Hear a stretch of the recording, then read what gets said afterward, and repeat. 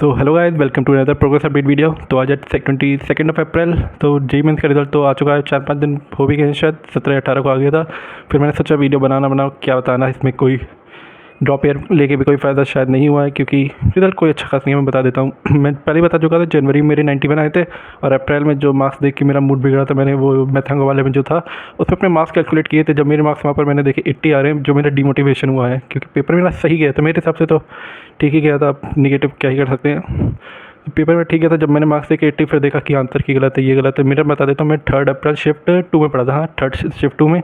तो आंसर कुछ नहीं, गलत कुछ नहीं था, सब सही था। मैं जो गलत था वो मैं था, क्या ही कर सकते हैं। उसमें जो मेरी परसेंटाइल आई सेकंड वाले में 80 आई, तो फाइनल तो वही 91 परसेंटाइल आई है। और जो मेरी रैंक आई है वो है 1.3 लाख। और जो मेरी EWS रैंक, मैंने EWS सर्टिफिकेट लगा दिया था, तो वो है 20,000।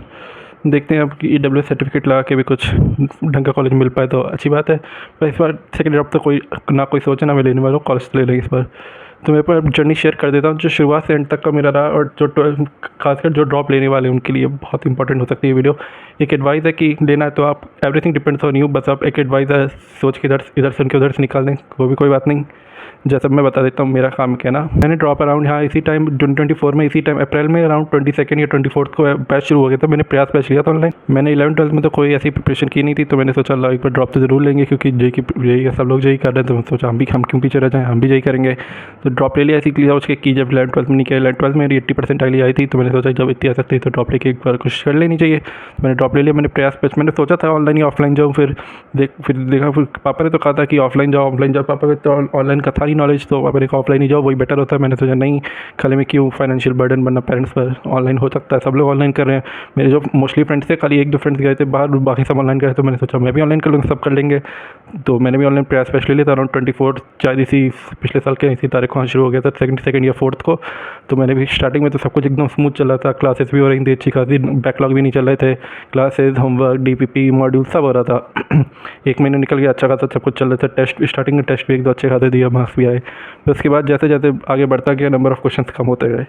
और जैसे ही नंबर ऑफ़ क्वेश्चंस कम होते गए कि जल्दी जल्दी लेक्चर्स बढ़ने लगे उसमें, कि इधर उसका लेक्चर आ रहा है, कभी इसका कभी उसका लेक्चर बढ़ने लगे। तो क्वेश्चन तो बाद में कर लेंगे, क्वेश्चंस क्या है बाद में देख लेंगे, लेक्चर्स हो जाने चाहिए। तो लेक्चर्स पे ध्यान दिया सारा कि लेक्चर जल्दी ख़त्म कर लेते हैं। और वही शायद मेरे लिए, मेरे हिसाब से तो वही मेरी सबसे बड़ी मिस्टेक थी कि लेक्चर्स को ज़्यादा प्रायोरिटी दे दी मैंने और क्वेश्चंस को कम। तो वही एक मिस्टेक, क्या मेरे हिसाब से, मैं आप कह दो कि फेलियर है ये क्या है, पर जो है सो है।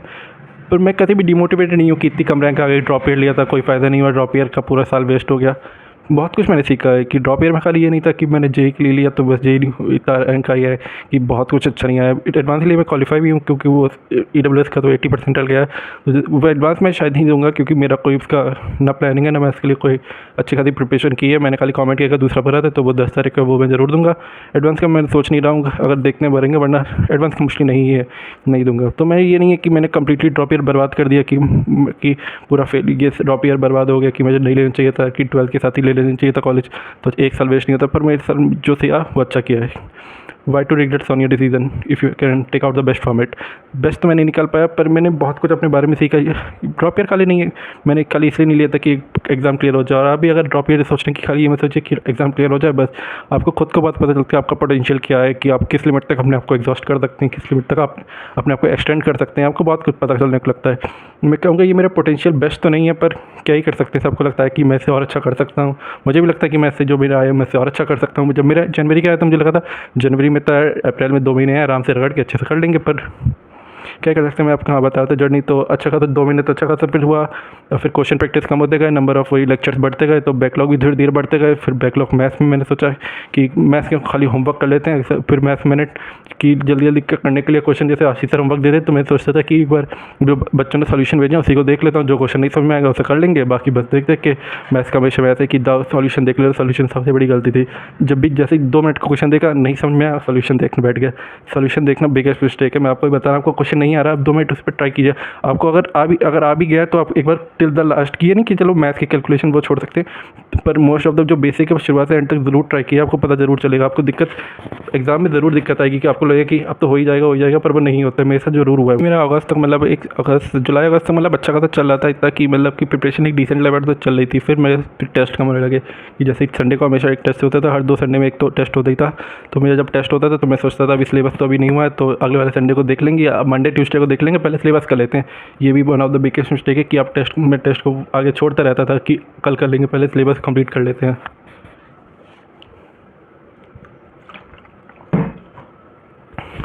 तो आपको ये नहीं सोचना कि अब तो मैं प्रोक्रेस्टिनेशन बात करने लगा था कि ये हो जाएगा, ऐसे हो जाएगा, कि ये हो जाएगा। और सबसे बड़ी डिस्ट्रैक्शन मोबाइल।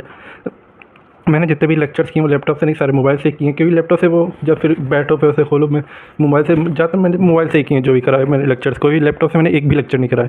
मैं सच बोलता हूँ मोबाइल में सबसे बड़ी डिस्ट्रैक्शन। मैंने इंस्टाग्राम डिलीट कर दिया था जैसे ही मैंने ड्रॉप ईयर शुरू हुआ था, मैंने इंस्टाग्राम डिलीट कर दिया था। यूट्यूब पर नई आईडी भी बना ली थी, अच्छी खासी सब कुछ चल रहा था स्टार्टिंग में। फिर यूट्यूब पे आईडी चेंज हो ही जाती है, बस इधर से करा उधर अपनी पुरानी आईडी चलाने लगे। इंस्टाग्राम मैंने लॉगिन नहीं किया, पर जो इधर उधर देखते थे कि फ्रेंड्स इधर चिल कर रहे हैं, उधर वो कोई कॉलेज में उनका फेस्ट चल रहा है, तो लगता था तो सोचते अपन भी अगले साल करेंगे, इस साल अच्छे से रगड़ लेते हैं, कोई नहीं, फिर क्या कर सकते हैं।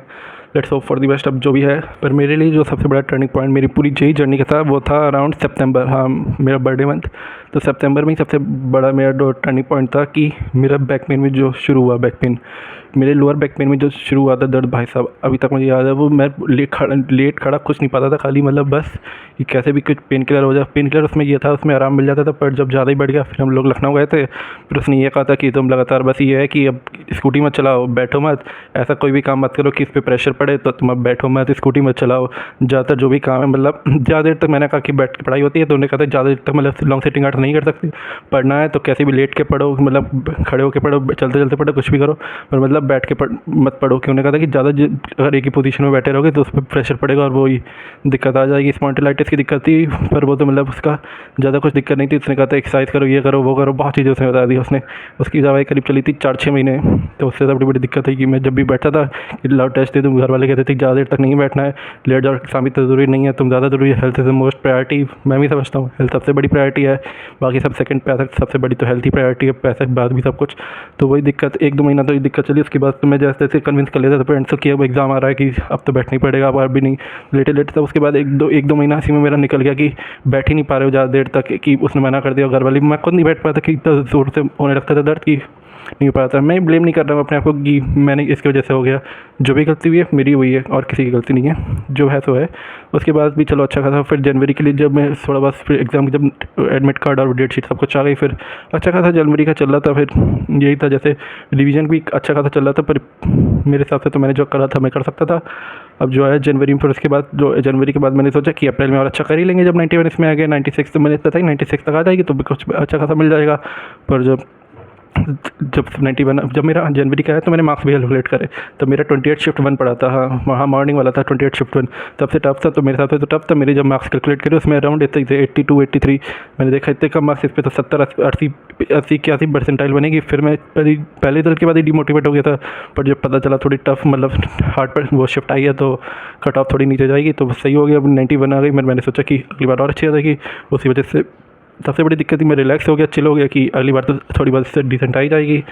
बस उसी सबसे बड़ी दिक्कत वो भी हो गई कि मैंने पूरा चिल कर लिया कि अब तो थोड़ी बात आ ही जाएगी, तो पढ़ाई करनी चाहिए कि उधर घूम रहे। इंस्टाग्राम में मैंने डाउनलोड कर लिया फिर से, जनवरी के बाद मैंने फिर से डाउनलोड कर लिया। वो सबसे बड़ी कि आज देख रहे हैं कि होती रहेगी, अब तो बस इतना तो आ ही गया है, आगे देख लेंगे। मैं चिल हो गया कि हो ही जाएगा, अब तो हो ही जाएगा। उसमें चिल का मेरा चिल्ला निकल गया, क्या कर सकते हैं। तो मैं जो ड्रॉपर्स और 12th को ये सबसे बड़ी एडवाइस दूंगा, आपको अगर ड्रॉप ही लेना है या 12th में भी अगर आप कर रहे हैं तो आपको ये सोचना पड़ेगा कि आपको अपना टाइम अच्छा खासा देना पड़ेगा आपको। तो सबसे बड़ी एडवाइस मेरी 12th या ड्रॉपर्स मेनली 12th के लिए तो यही है कि अगर आप सोच रहे हैं कि जेई क्लिक करना है, आप अगर ऑनलाइन या ऑफलाइन चाह रहे हैं, तो मैं ज़रूर कहूँगा कि आपको सोशल लाइफ जितना भी है सब कुछ छोड़ना पड़ेगा। आपको 1 साल के लिए आपको सोचना है, आपको एकदम कम्प्लीटली इनकॉग्निटो मोड जो भी आप कहते हो, सोशल लाइफ सबसे कट ऑफ हो जाना है कि आपको पता है कि आपको ये साल इतना इंपॉर्टेंट कि ड्रॉप लेने का नौबत ही ना, आपको ये दिमाग में सोच के लेके जाना है अगर आप 12th में कर रहे हैं कि ड्रॉप लेने की नौबत ना आए।